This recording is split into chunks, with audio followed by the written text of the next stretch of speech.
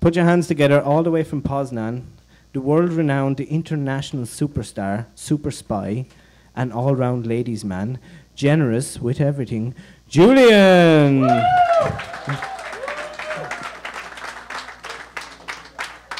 Thank you very much. Hi everyone.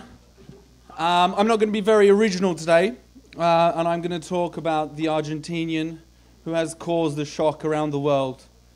Messi scored 2 goals during the week. Did anybody watch it? Barcelona 4-0. Unbelievable. Unbelievable. But the truth is, I'm obviously going to talk about another Argentinian, the Pope. Now, I know Steve-O Pivo doesn't like him very much, but I quite like him. Does anybody else feel the same? I love him. Yeah? I think he looks like a good guy. I've enjoyed some of his comments. He's already said that he wants a poor church for poor people. That gets a lot of fans, doesn't it? There's one person who's not very happy. That's Father Wicc.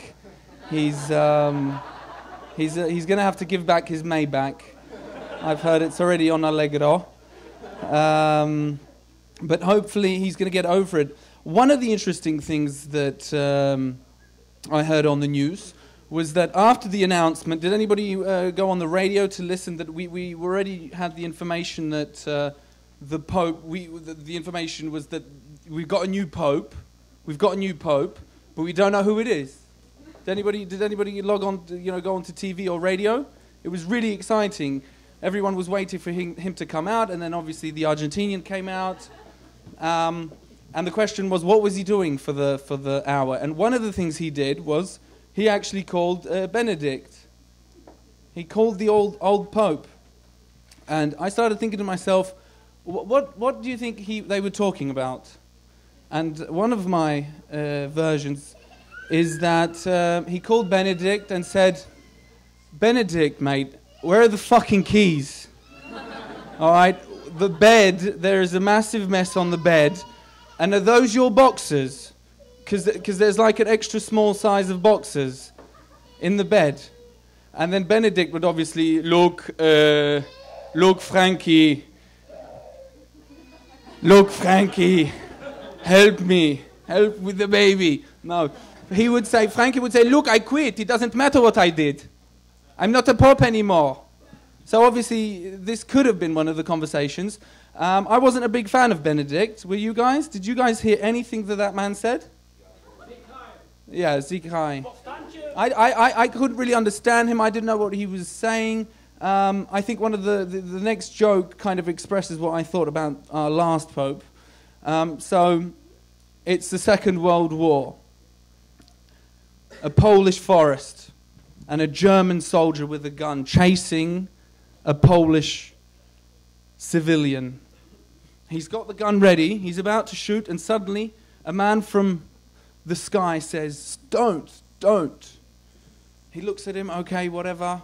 Suddenly he keeps continuing, he keeps chasing, he's got him again, he's about to shoot him. Suddenly God says again, don't shoot him. He goes, okay, and then third time it happens, he's like, all right, why not? Why shouldn't I shoot him? And God says, because, my friend, that is John Paul II. Someday, he will be Pope. And he goes, he will be Pope. If he's going to be Pope, who am I going to be? And God says, you will be the next Pope. You will be the next Pope.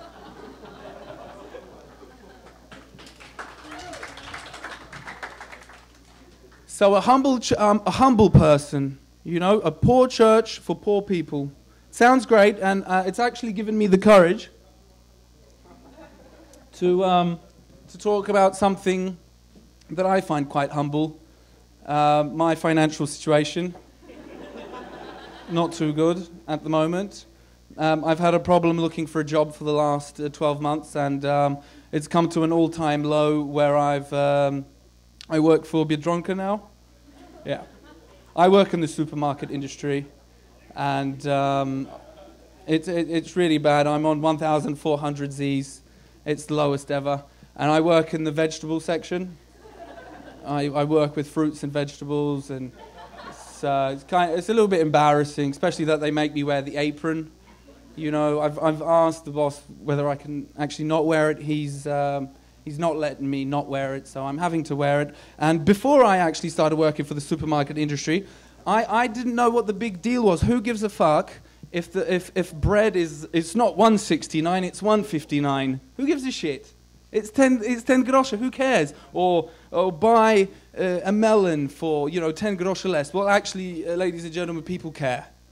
People count the smallest amounts of money. And a typical situation of this is, I didn't know, but before Biedronka opens, you've actually got people lining up. There are sometimes you've got a queue before the door of old ladies, and they can't wait to get in. And it's 7 in the morning, and you'll have a conversation between Mrs. Basia and Mrs. Grażynka, and how are you? And I'm okay. And how's your son? He's good. How was the church? It was all good. And suddenly the doors open. Get out of the way, you whore! The chicken's $2.69. They're ready to kill each other. I've seen people running through the market. I've seen people running through the market to save 10 groszy, and that is the reality of the economical situation at the moment.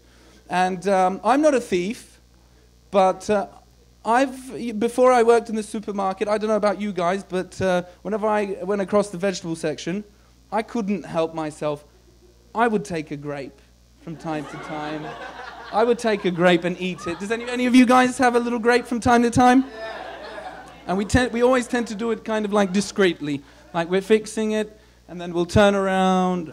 Right, what was I talking about? It's just, we just need that grape. It gives us water.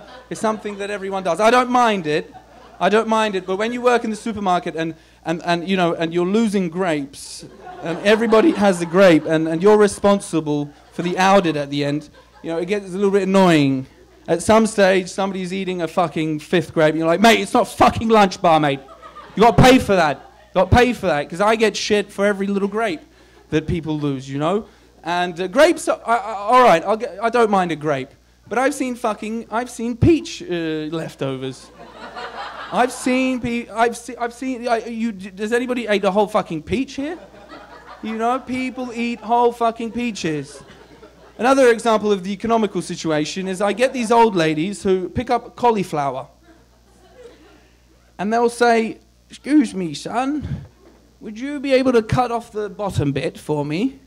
Like with a knife." And why? Because it weighs a lot. And I'm like, that weighs 300 grams. If I cut that thing off, it's going to weigh 290. Why should I fucking do it? And they keep hassling about it, and I end up having to, cut off these little bits. It really does show you how desperate some people are. So peaches are another example of what people eat, and another something that is very annoying for me is watermelons. Now, we in Biedronka we cut them. Yes, I do work there. We cut them into halves, and sometimes we cut them into quarters. But I get these old ladies who say, "Listen, could you cut that for me, please?" And I said, "That's already been cut, you fucking old bag. I'm not going to fucking cut it again. I'm not going to go across the market." And then they end up pushing me so much that I have to do this, And the thing that I most hate is when they come up to me and they start asking me, boy, are those apples rotten? Are these apples rotten? And I always say, "That's a fucking orange, you slut. It's a fucking orange." So remember it, they're oranges. Thank you.